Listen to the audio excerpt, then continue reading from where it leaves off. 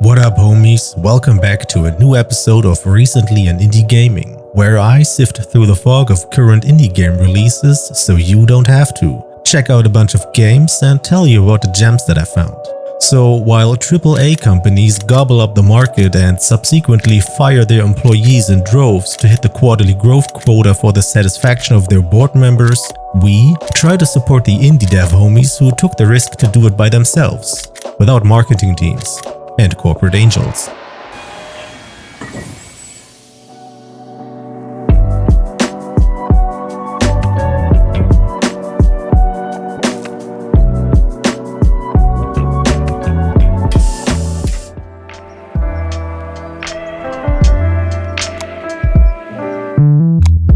Today on the agenda I've got WitchHand, and let me start off by explaining to you that I spent 23 hours in this game in the first week of owning it.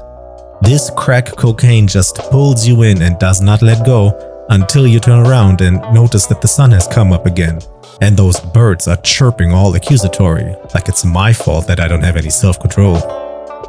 So, WitchHand is a card and management game in which you build up several witch covens and gather all sorts of ingredients, materials, apprentices, and, of course, magic spells by combining different cards with each other. You fight off invading monsters, you form alliances or war with other towns, and in the end, battle a final boss. All that just by drag and dropping cards and card stacks on top of each other. This is what the new run of WitchHand looks like in the beginning. And this is what it looks like 4 to 5 hours later. Are you good at organizing and multitasking? Strap the fuck in, this game is for you. Oh, and thanks for coming by and giving this passionate but totally random guy on the internet a click. I hear the YouTube algorithm likes that shit.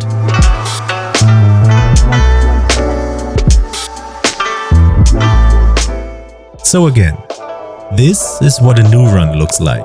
You get a booster pack and in it you find your witch, so you, also in card form, and your first basic resources. Most importantly, that explore card. So you pick up your witch and you put it on top of the explore card and, get this, start exploring it. The little progress bar starts going and at the end of it you find a random card from the possible early game exploration card pool. Most likely those will be single crystals or even a crystal deposit.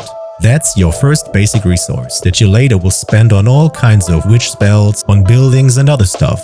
But early game, it's basically a cheap trade-in for gold. So you sell these crystals for gold and for 3 gold you can get another exploration card and continue acquiring stuff.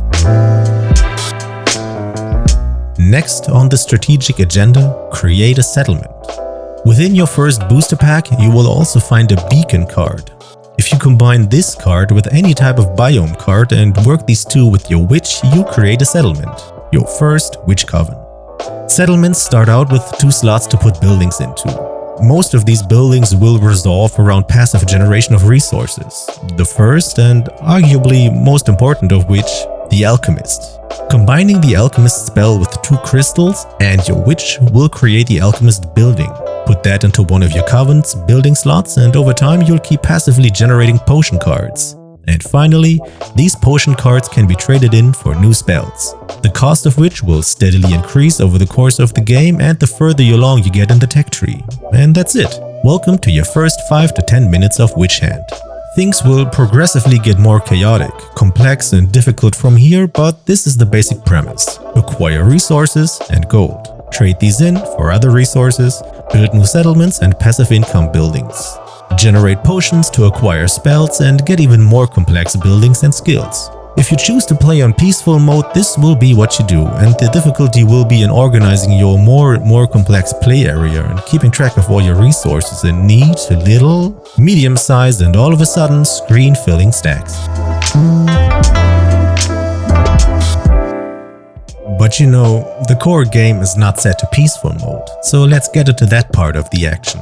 It won't take long until you run into your first enemies. You can randomly find these in exploration cards, but typically these will spawn at set time intervals. In the bottom right of the UI, the game keeps track of your most important resources, of your HP, the current day, and the stage of the moon. Every new moon, the game spawns a void rift, and this card will itself spawn a random number of different enemies that you have to take care of. Because if you don't, at the end of each day, they will take their turn and deal their damage value to your witch. Reach 0 HP, and the game is lost. In general, you have 3 ways of destroying these enemies. The most obvious one is to engage them directly. Put your witch card on top of the enemy card and you will both deal your attack values to each other. For most witches, there are different witches by the way, but we'll get to that later, this way to engage enemies is a last-ditch effort, because you don't have all that much defense, especially early on. The second way to take care of enemies are your familiars. Fairly early on, you get a familiar spell which spawns a basic ally. These familiars are kind of similar to your witch card in that they are actual creatures that can interact with other cards and that you can move around and manage as well. So you can put these familiars on top of the enemies and let them duke it out. You can only have so many familiars at the same time though. There are ways to upgrade the number of familiar slots, but that also takes time and resources. The third way to take care of enemies is the most advanced one. You are a witch and you learn offensive spells. Fairly early on, you get the ability to craft fireball spells, which are one-time use but deal significantly more damage than your usual familiar, or even yourself without upgrades. These spells are fairly expensive resource-wise, especially early game where you are scraping together as many mana cards as you can, and offensive spells take several steps to create. But you can preemptively store them, so once the next enemy wave tries to bully your settlements, you plunder your ammunitions depot and just nuke them. Obviously there are different offensive spells and, as with everything else in this game, the longer you play, the more advanced and complex things become. Let's quickfire some more game mechanics just to give you a taste, without spoiling your own discovery.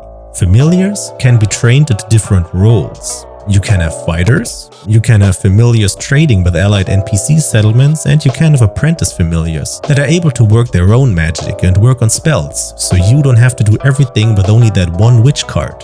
The game has quests that'll spawn frequently and reward you with rare resources. At one point you'll have chest cards filled with 50 units of one resource, and while it may not look that way in the beginning, you will even struggle to squeeze in these condensed chests because you'll generate so much different stuff.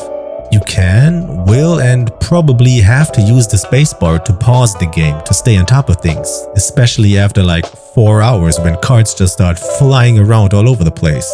And finally, there is a final boss stage, but actually not even just one boss fight. It's more like a gauntlet of different challenges, and the run does not even end after that.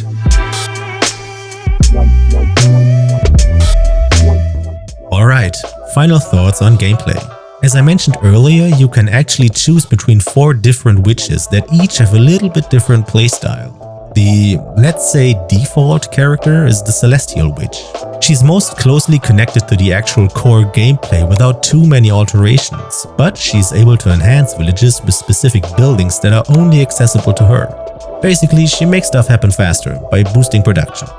The second one is the Culinary Witch, who has a special cooking and ingredients mechanic. She can create all kinds of different recipes with specific ingredients exclusive to her playstyle.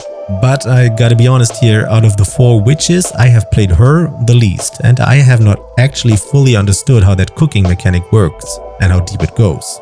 I have played the third witch though, the Chaos Witch. She is a fighter. She can craft upgrades and increase her own attack and defense power almost indefinitely.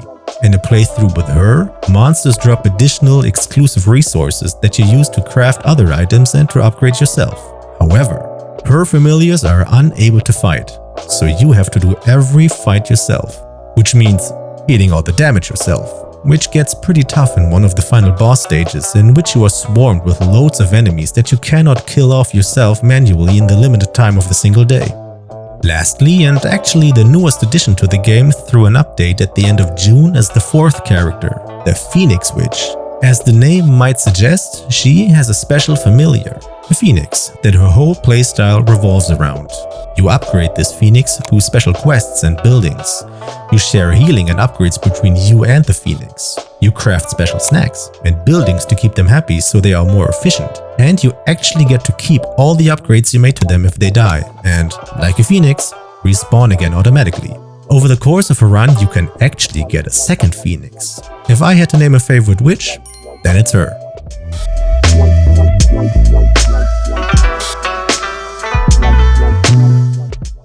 Okay, let's get a move on here. The game does come with a story that is even slightly different for each witch, but the basic idea stays the same. You are a witch that is on an exploration mission to the mysterious 9th realm. You are to form alliances with or exploit the locals, explore the area and convince the Council of Fate about your own prowess and the possibilities of this 9th realm. The quests you get throughout a run actually come from that Council of Fates and provide you with an important resource that you cannot craft yourself. Also, from time to time you'll receive a letter from your sibling, who wishes you luck, offers advice and also sends some much needed items. It's all a nice little setting to give this whole game a theme, but obviously this is by no means a story-rich game or even a game where the story matters beyond just flavor text to set the mood. It's fine the way it is, but your endorphins will be coming from the neatly arranged stacks of cards, the discovery of cool new spells and the satisfaction of watching things slowly get semi-automated while you take care of the next invading force of magical monsters. I could pretty much say the same thing about the vibes. WitchHand is bright, it's colorful and created with a lot of love. The magical theme is explored in all the different details, in the card graphics, the sound effects and obviously the core mechanics. Everything just fits neatly together, like those mana cards being generated and automatically transported to the corresponding chests. The music in this game is relaxed and somewhere between instrumental and synthesizers. Imagine that cantina band from Star Wars living in a magical fairyland with witches and spells.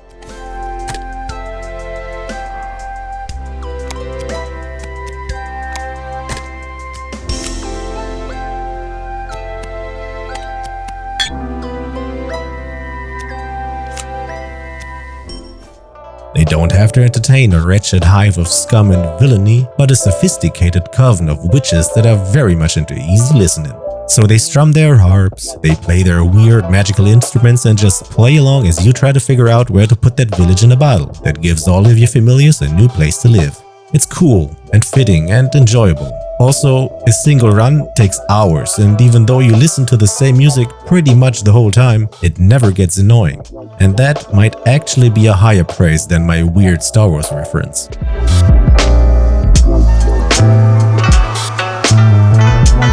Yes, just yes.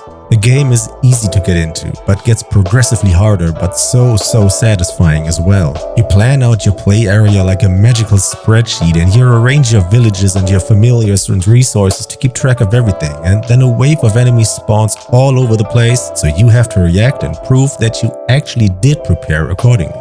You don't really get a moment to, just lean back and watch things unfold, but from time to time, cards get generated and they teleport all over the map to their responding magnet stacks or chests or crafting areas, and then you turn in like 30 gold for another 2 exploration cards and a million potion cards for a new spell, while 4 of your familiars fight monsters and you yourself craft a new building because that will make things run even smoother. So good. So yeah. Even if you fail, you just start up a new run and get that magical feeling of a clean slate filled with possibilities. However, there is a slight caveat as far as pickup ability is concerned. A fresh new run? Easy. Just get into it and start having a good time. Loading into a previous game though, especially one that is fairly far along, is a bit confusing, because you paused at one moment within like a living, complex organism of a game and it'll take some time to reacquaint yourself with the current layout, what you were planning towards and where everything actually is. I found it helps to have a basic layout to fall back to. I always have my villages in the center of the map, allied villages to the right of that, resources in the top right, and everything happening right now and necessary to take care of emergencies like spell ammunition, current to do spells, as well as my familiars and enemies on the left side of the map. A typical run with moderate use of pausing and speeding up time will clock in at around 5 hours until you see the victory screen, so the game is kind of longish for what it is. Also, a run actually is not over after that victory screen, but progresses into a kind of post-endgame state where you get a very different and, to be honest, kinda tedious task that will ultimately lead to another enhanced boss fight. The one run that I fully completed like that took almost 9 hours. So all that to say, you rarely will sit down after a day at work and play one whole run through to its end. Unless sleep is like a distant homie to you that you remember from time to time and have a little chat with before getting back to the grind. But then again, you can save at any time and pick it back up as long as you're ready to spend a couple of minutes to get a grip of the current card chaos unfolding when you load back in a day or two later.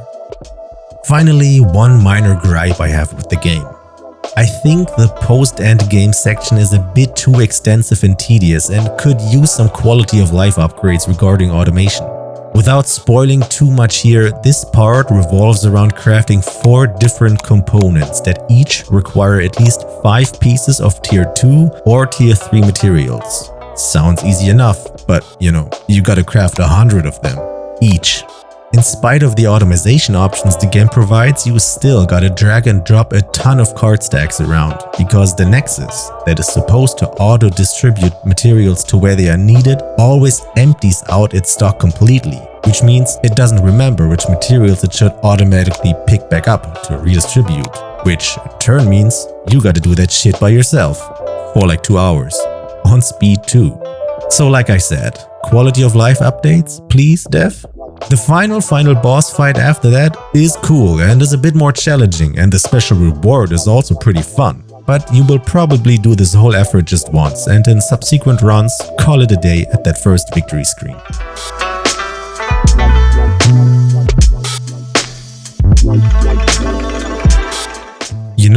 As I'm writing the script, I've got my B-roll running on a second screen to remember details, and my fingers are itching to just close this Google Sheet and get into a new game. It's so fun, and if you paid any attention in the last 10 minutes, you probably won't be surprised that this is my indie game of the month for February 2024. WitchHand is just so magically addictive. Watching things unfurl and work hand in hand until they don't anymore, and having to improve while also unlocking new stuff is just so satisfying. I have to force myself to take a break, or that lack of self-control that I mentioned in the beginning will fully take over and just take a dump on my already fucked up sleep schedule. So, basically, there is just one small critique that I have. It feels like a semi-serious commitment to start this game. With one run around 5 or even 9 hours long, you kind of feel irresponsible to click on new game when you know you got other stuff to do. I've been wanting to livestream one run of this game, but as of late I am very rarely able to find 5 to 6 hours to just set aside for that.